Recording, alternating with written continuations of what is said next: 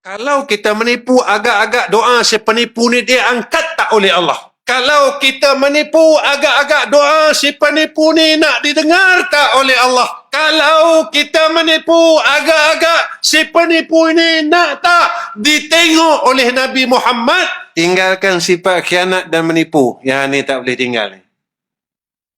Kita kuat menipu. Ya. Kuat menipu. Tipu ni tak boleh tinggal, tuan-tuan. Nabi kata siapa yang menipu bukan daripada umat aku. Man ghassani falaysa minni. Kita ni tak boleh tinggal menipu. Kadang tanya, Ji kat mana Ji? On the way. Punya kat rumah lagi. Menipu tak? Kenapa tak boleh tinggal menipu? Kalau tak boleh tinggal menipu, tuan-tuan, dalam hidup, boleh masuk syurga? Kalau umur 55 tak boleh tinggal tipu lagi, mana kita bukan orang baik. Tipu saja kita tak boleh tinggalkan. Apa lagi mengumpat, apa lagi hasad, apa lagi hubud dunia. 10 sifat mazmumah tu, kita tak akan berjaya. Benda simple aja, tuan-tuan. Tinggal tipu. Kita bawa kereta. Jumpa Allah. Nampak dia cepat-cepat tarik tali pinggang. Sebelum ni tak pakai. Boleh tanya, cik dia buat salah? Tak ada. Cik pakai tali pinggang daripada mana? Daripada rumah. Tuan-tuan, orang menipu ni Allah sebut dalam Quran, siapa dia? Yukhadi'una Allah wal-ladhina amanu wa ma yakhda'una illa anfusahum wa ma Tengok surah Baqarah. Tuan-tuan, golongan ni duduk mana? Baik, kita katalah ayat ini untuk agama.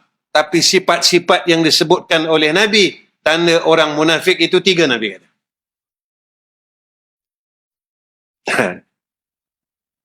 Jadi kalau umur 55 tak boleh tinggal menipu lagi? Macam mana tuan-tuan? Tuan-tuan, saya sampai tegur lah.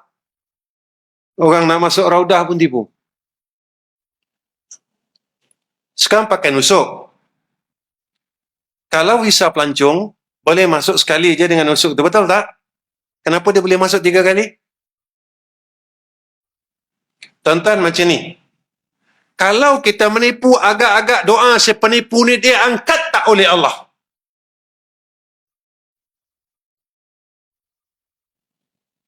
Kalau kita menipu agak-agak doa si penipu ni nak didengar tak oleh Allah?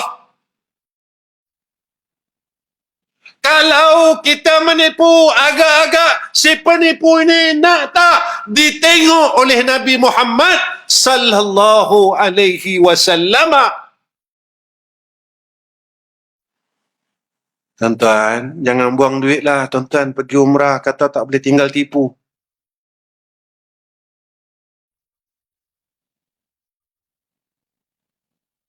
Jangan buang duit lah, tuan-tuan. Baiklah sedekah. Kalau kita pergi masih nak menipu lagi. Kalau kita pergi masih tak nak ikhlas lagi. Penat, tuan-tuan, penat. Ya, tinggal ya, tipu ya.